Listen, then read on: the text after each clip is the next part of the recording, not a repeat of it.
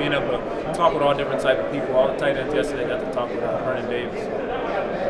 Ask any questions about that in the past 2 days. We talked to plenty of different players within that. So. Your dad played. What advice, if anything, has he given you about this process and going into the draft? I mean, just talking to me through it all. He went to Winston-Salem State, D2 HBCU school. He wasn't highly looked at coming out, didn't get drafted, anything like that. So, we were kind of in different spots.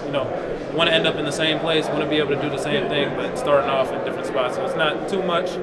I would say that he's been saying beside doing my own thing and acting how I act and doing the things that I do. And then, we have resources that we can talk to, other players that he's played with, like Dan Marino, like Jason Taylor, Pat Surtain, Aaron Porter, all people that have coached me that I've known growing up, all dudes that have gone through that type of process have gotten drafted that I go and talk to as well.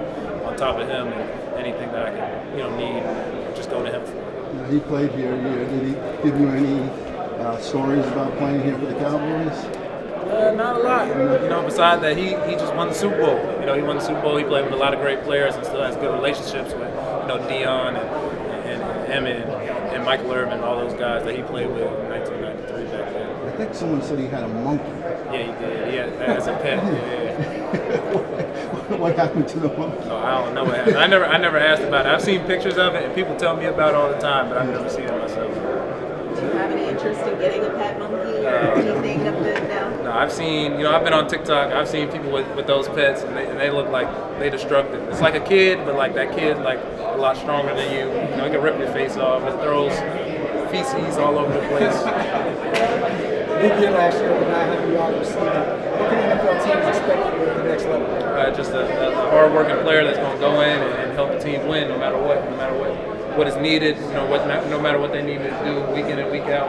I'm gonna put my all into it, watch film, do the little things, do the details right, just to perform at my best every week and do the things that I'm good at, and also strengthen the things that I'm weak at. So how's it been to stand out amongst all of these receivers that are here and at practice?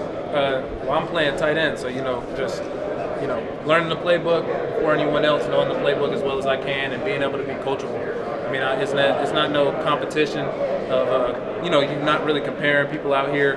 I mean, obviously it's competition when you get out there on that football field, but off the field, walking around, doing all this stuff, it's not. I'm not trying to one up nobody. I'm not trying to do nothing better than nobody out here. You feel a little spoiled with having your own quarterback out there? Nah. I mean, he worked here he worked just like I did to get to this point. Auburn also has their tight end, receiver, and quarterback here as well. And I think Colorado's got a lot of guys here too. So I mean, everyone's worked to get to this point. It's not just handed out, So talk about your last season at Syracuse. There was a lot of transfers this year, but you weren't one of them. You stayed, you gutted it out. What did Fran Brown do for Syracuse in this whole program and kind of lead you into where you are today? I wanted to stay just because I wanted to be at a program that, was going to give me the ball, and then that was loyal to me, so I was going to stay, loyal to them. There's plenty of times I could have transferred the 3 years prior to that, 22, 23, and in 24. Teams offering a whole lot of money. But, you got to think about the long run and who's loyal to you. And then also, Fran went in the portal and got the best quarterback in the country. So,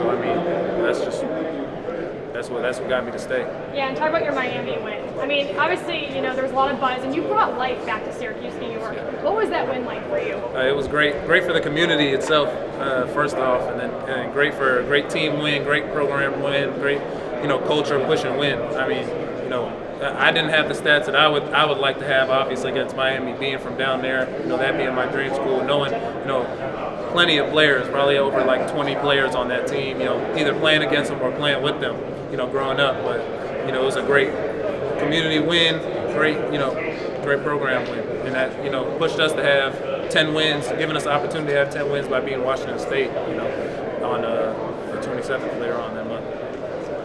Oronde, you talked about your dad. He used to play with the Cowboys, the Dolphins. Spent a little bit of time with the Steelers too. And you mentioned Jason Taylor, Dan Marino, also both Pittsburgh guys. Did you hear anything or talk about the Steelers or Pittsburgh growing up? Nah, nothing about Pittsburgh. I only hear bad things about Pittsburgh. Syracuse and Pittsburgh. And we've had some of our coaches used to go to West Virginia. West Virginia and Pittsburgh. So I've really nothing Nothing good that I've heard of from Pittsburgh. So, you know, talking to them and their coaches. So if the Steelers drafted you, then you put a little bit of that to the side. Yeah, you'd obviously put that to the side. Yeah. What's on your pregame playlist? Pre-game, Ron Wade. Oh, okay. So I don't know if this question's already been asked. What motivates you? Oh, just, you know, I want to be better than my dad was, and I just, you know, love playing football at all times, love being competitive, love the camaraderie of it, love winning, and yeah, my dad is really my big inspiration of why I play football and what pushes me to keep going.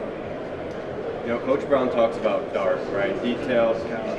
Yes, exactly. Is that something that you're bringing with you to the next level? Oh, I mean, you bring it everywhere you go. I mean, from that point on, when he taught us that, and to see when you implement that into things, it just helps and pushes you to become better.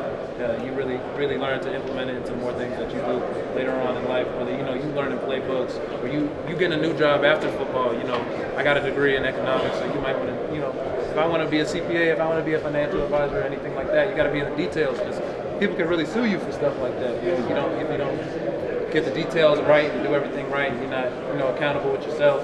You're not, you know, relentless. You know, especially with that type of job. You know, wanting people asking people, you know, if I can handle it, you can be successful.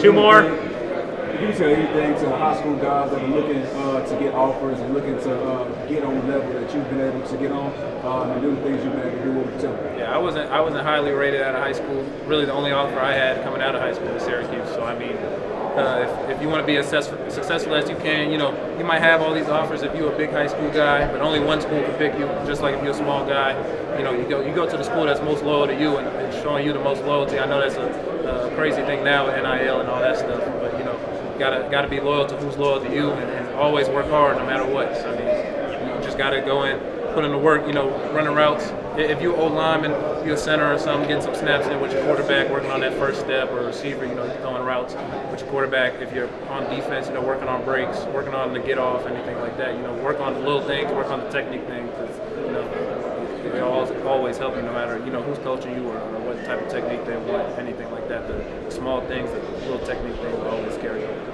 You studied accounting. Last one. Who's handling your finances when you get to the league? What are you doing with your first $1 million?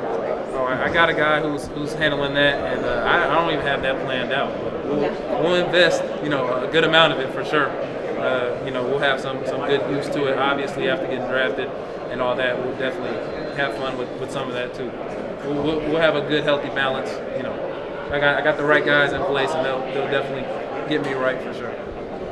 Thank you. Thank you. Appreciate it. Thank you all.